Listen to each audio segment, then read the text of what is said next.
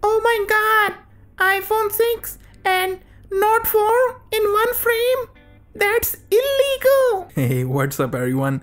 TechCloud here, and in this video I'm going to show you the Gamebench app for the Samsung Galaxy Note 4. But first actually I'm going to talk about this iPhone 6 Plus. Actually this is my second iPhone 6 Plus that I have received hours ago. I'm little pissed off. Actually not little pissed off, rather I am so pissed off because I have received this phone 3 weeks later. I was supposed to receive this phone 3 weeks earlier. The reason I received this phone late is because my carrier messed up and somehow they lost this phone somewhere. And when I called and when I visited their shop, and then they investigate and finally found out that the phone is sitting somewhere in their store without the actual invoice and the actual name of the owner. So they tracked using the order number instead. And now I have received this phone few hours ago, but I'm not feeling so compelled to open the box right away for two reasons. I have already used iPhone 6 Plus, so nothing new for me inside this box, and also the Note 4 is giving me very nice experience that I am not going to leave this experience anytime soon. So what I have decided is that I'm going to carry both together at the same time. I have two SIMs already, so why not carry two phones?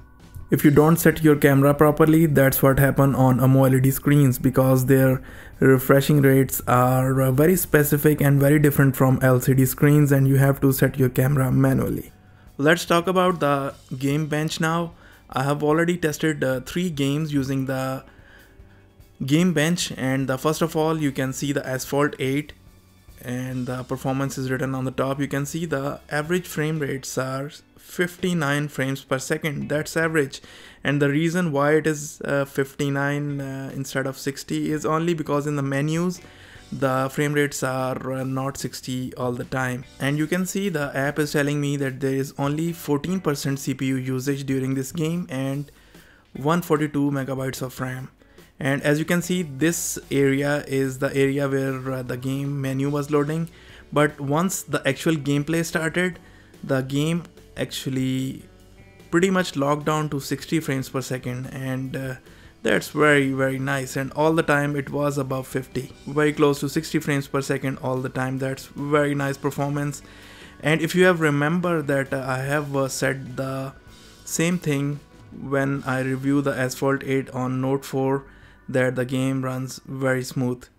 And this is the modern combat, and once again you can see the CPU usage is only 14%. Unfortunately the app is not able to show the GPU usage, and once again you can see the 28 frames per second is the average only because of the menus.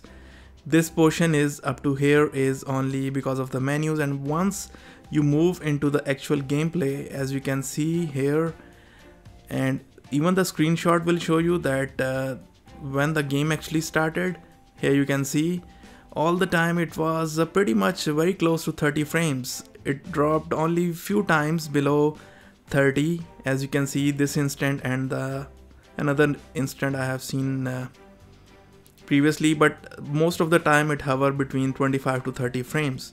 And here is the portion where only the menu was there, and at that time obviously the 30 frames per second limit is not required. But once you are in actual gameplay, as you can see, the frame rates are very good, pretty much close to 30 frames all the time. Sometimes it drops a little, probably some explosion or something, but most of the time max frames that you can achieve in this game. And to me it looks that this game is actually locked to 30 frames only.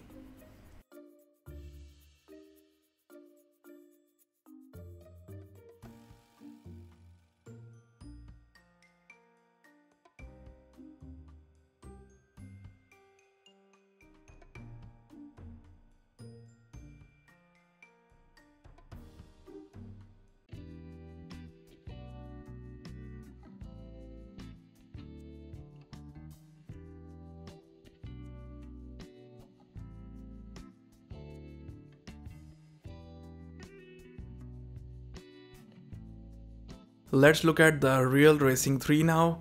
And once again you can see the average frame rates is 26 frames per second, which is also very nice. And this is the area where the menu was loading. In the menu the frame rates are always very low, but actually when the game started actually, which is over here, you can see the very consistent frame rates above 30, and sometimes it comes around close to 30, but all the time I see during this whole gameplay it's above 30 frames per second, 34, 36, something like that. So that's again very nice performance, and that's what I was telling you, that the frame rates are pretty acceptable when I was playing this game, and above 30 is obviously beyond acceptable range. That's very nice. So in the coming few days I will show you more games using this app, which will show you actually the counter while I play the games, and you can check out the frame rates yourself. Although I'm not a big fan of running an app in the background when I'm playing the game, because it increases the overhead and reduce the performance of the device, but some people actually do like to see what are the frame rates specifically coming from an app. Probably they don't trust the reviewer or something, although I have actually said many times that the game runs very well on Node 4 Exynos Octa Core version. So guys, I hope that you have liked the video. Thanks for watching, and subscribe for more videos like that. And if you have liked the video, make sure you press the thumbs up button at the bottom of this video. Take care, see you, bye.